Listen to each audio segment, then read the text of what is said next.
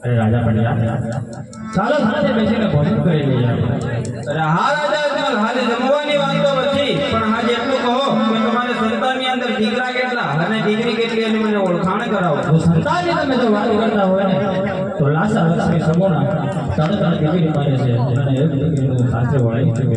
અરે હા રાજા જો રાજા પણ યાદ આવી ખબર હોત ને તો હાથ મારા દીકરાની દાન હાથ તારા પોકરણીગઢ માં લઈને નો આવે.